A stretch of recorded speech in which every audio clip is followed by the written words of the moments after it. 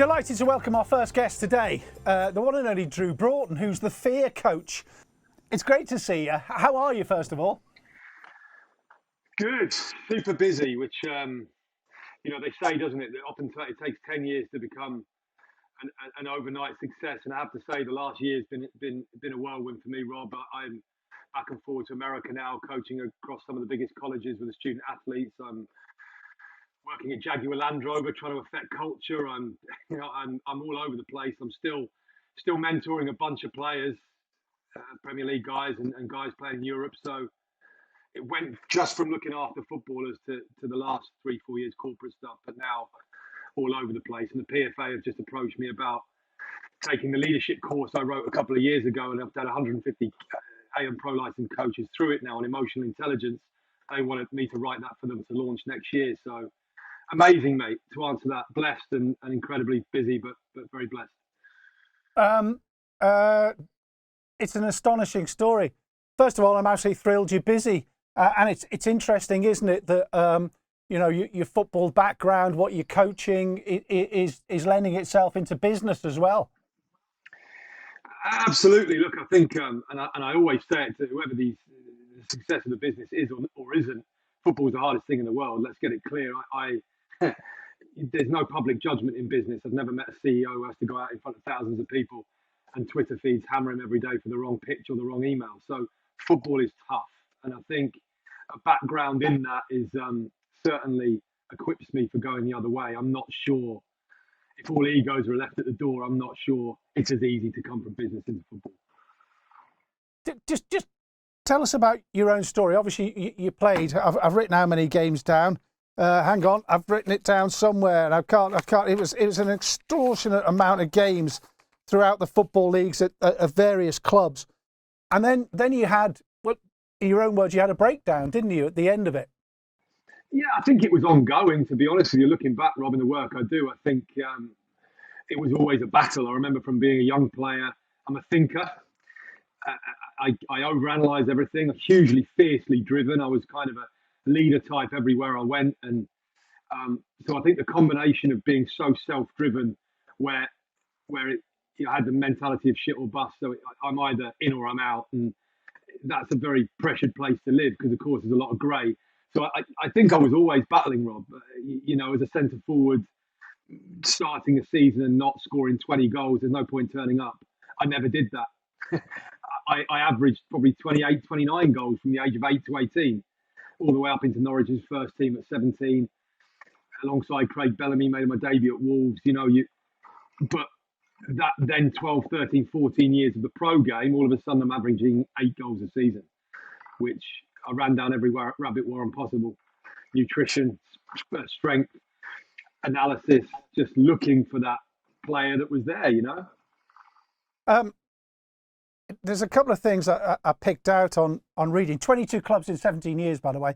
Not a great, not a great resume if you're going for a job. I don't know. I tell you what the resume says: experience, experience, and and a varied experience as well. The thing is, it fascinates me is, as you said, CEOs aren't shamed and judged when they're doing their work, and maybe it's just because I'm getting older. But when you go to a game, I've been doing a lot of League One, League Two games recently. And people are absolutely slaughtering players, and it's as if, well, you're a player, you should get on that. But we're all human beings, aren't we? Well, I think so. And look, I think I'm going to say it. I think the well-being mental health movement has gone too far one way.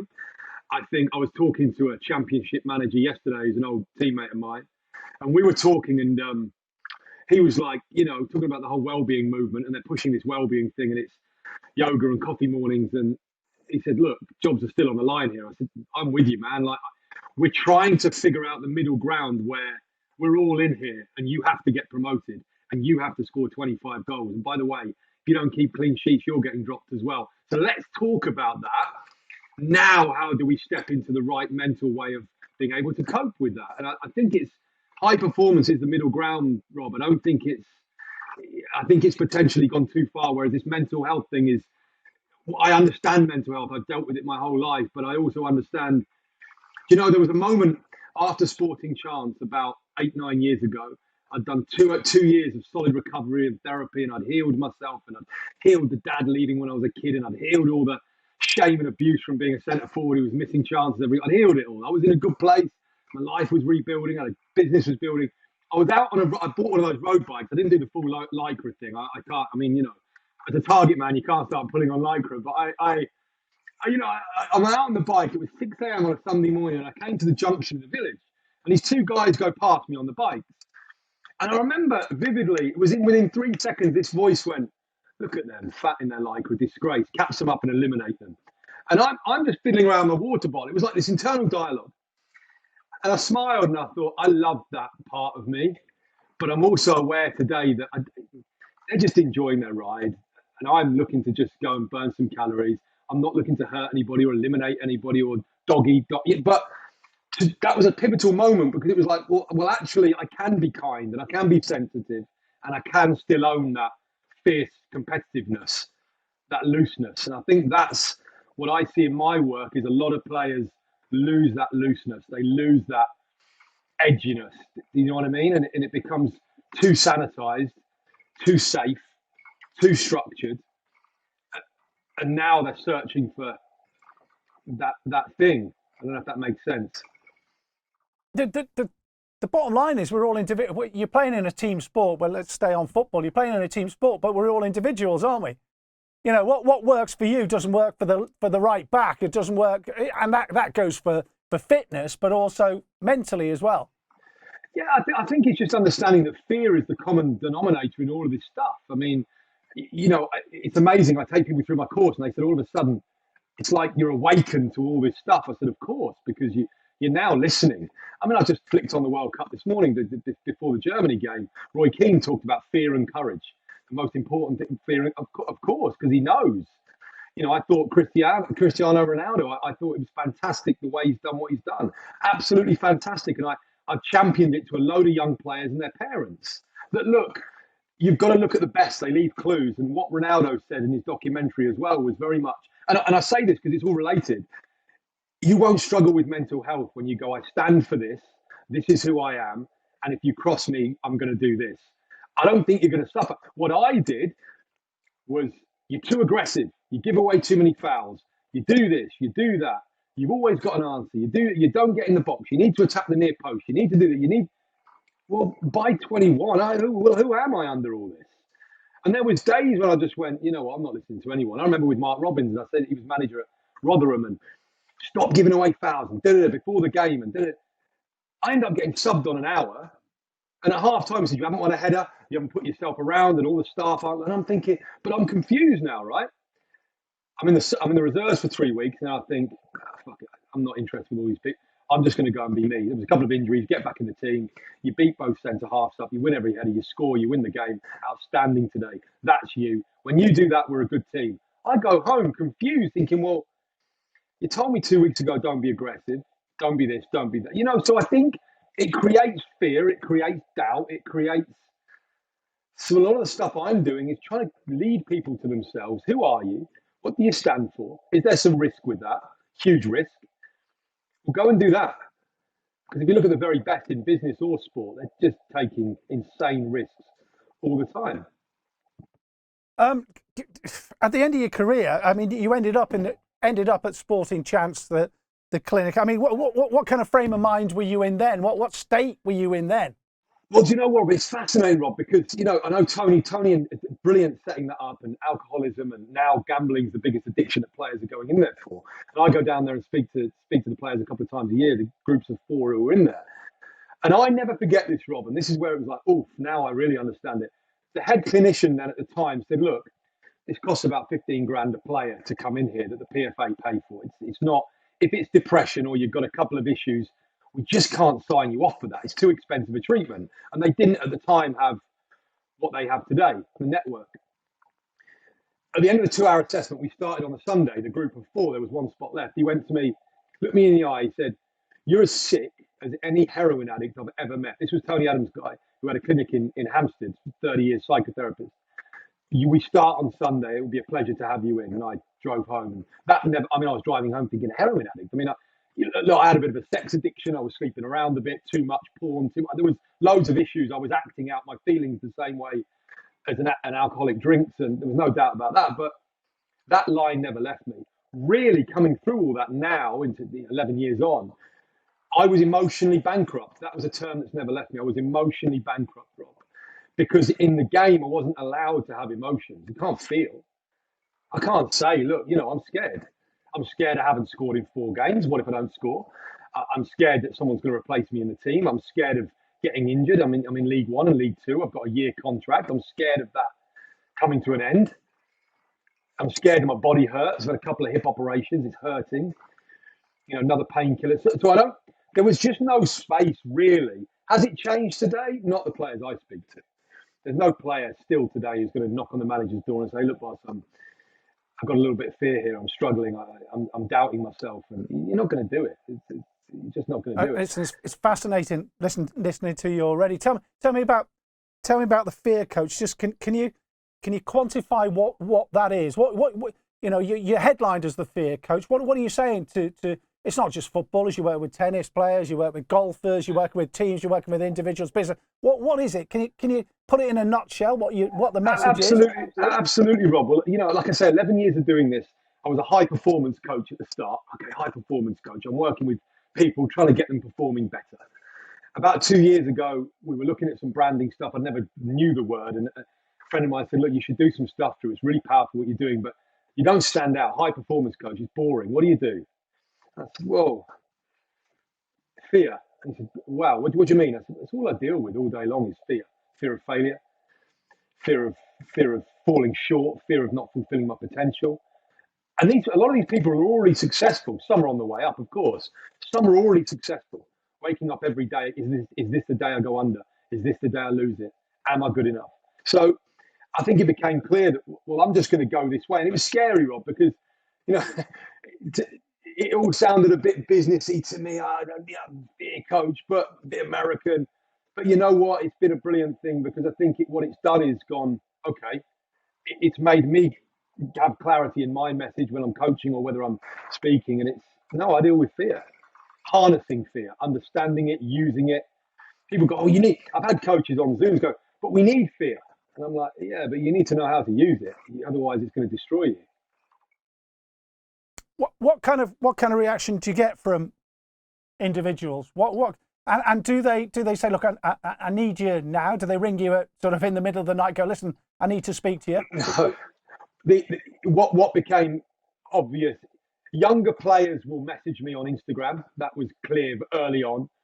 About 3-4 years ago, I started to work with some senior players. I'm talking internationals, top 4 Premier League. That came through agents. So the agent would contact me, say, "Look, my client has seen some of your stuff on Instagram, or you've worked with a friend of his, or what does it look like? How do we do this?" So I started. These top guys don't tend to put themselves out like that, and I think because they've been burned, they shared with me. I asked them why, and they said, "Well, you're leaving yourself open if you do that." So they use other people to contact you, players, really. How?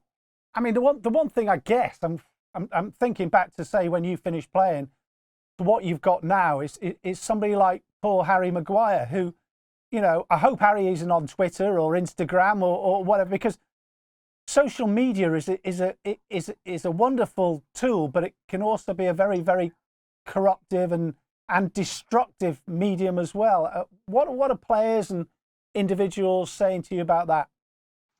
I agree with you, Rob. It terrifies me how sensitive I am as a man, but also very aggressive. I had all this cocktail inside me. So on the outside, it'd be like, "Well, Drew's tough. Drew can deal with anything. He's big centre forward, and guys like McCaffrey describe him as the toughest player he'd seen out." But then inside, I'm crying at Lion King with the kids on the sofa. I'm really confused. I think I would really struggle, Rob. I think it would destroy me. I used to struggle with the match marks in the locker, in the changing room on a Monday morning in the sun. 6 out of 10 was very rarely a 6, 3s and 4s, right? So I would struggle. I have to be honest, I would struggle. So I just say the guys do struggle. I think what I've learned from a lot of the top players is they don't run their own. and they try to avoid going on their own. And a lot of them have spoof profiles, no picture, grey face, and it just enables them to view good content, because there is some great stuff on social media. There's some great messages and some good people, but yeah, I wouldn't last 2 minutes, if I'm honest with you, Rob, looking at all those comments.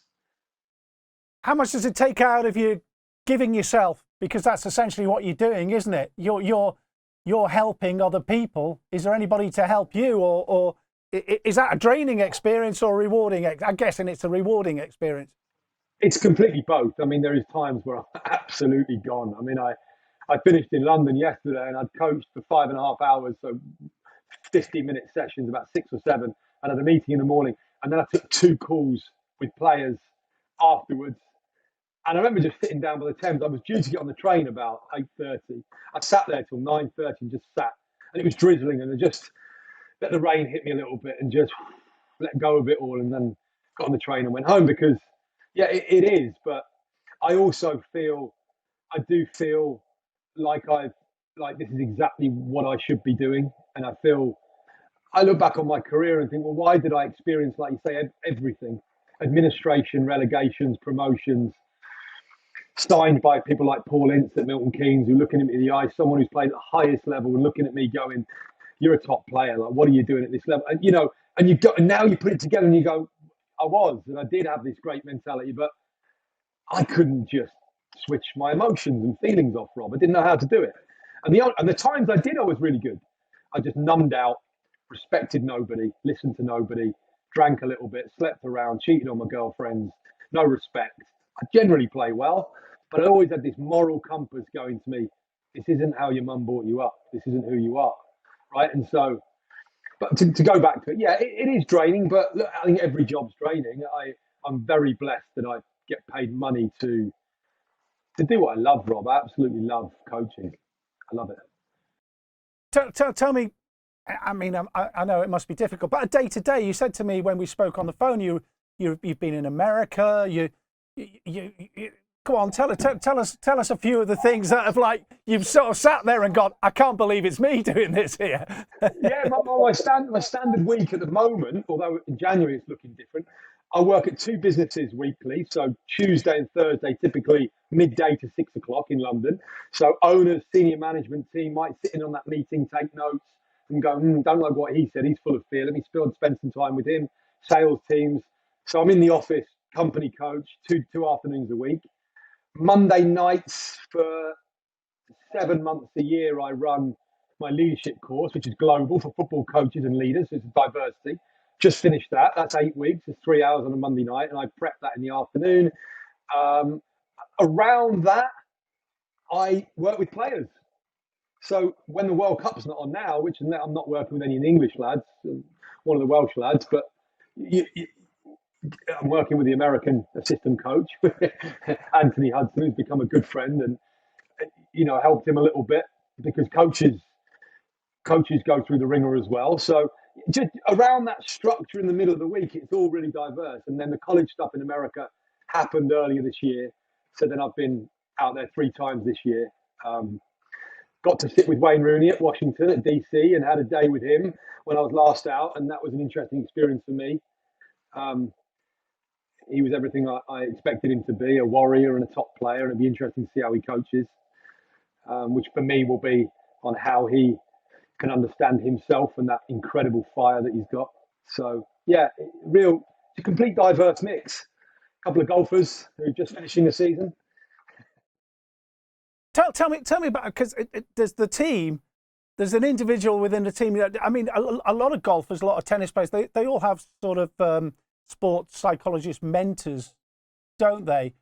Is it different, the team aspect to an individual? Well, it's funny, because the singular sports, golf and tennis, always say it's easy being a footballer, isn't it? You've got a team and he bails you out if you make a mistake. Yeah, but you can fire your manager. Imagine coming in at half time and going, you're sacked, to your boss. You can fire your staff. Like, you pay all your staff. So and they go, I never thought of it like that. I said, yeah, imagine being in a football club where you've fallen out with the coaching staff or whatever, and they're paying you, whereas you. So there is some, but it's lonely for those guys. I think golf is potentially the toughest sport in the world. I think it's so technical, so tough, but so lonely at times. But same solutions, Rob. Same conversations, really. Fascinating, absolutely brilliant what you're doing. Congratulations to you as well. We're going to be Thank you, watching Rob. and seeing how things progress with you. And if it's okay with you, we'd love to keep in touch as well. For sure. Yeah, for sure, Rob. Thanks for your time. Hey, take care, Drew. Thanks a lot, mate.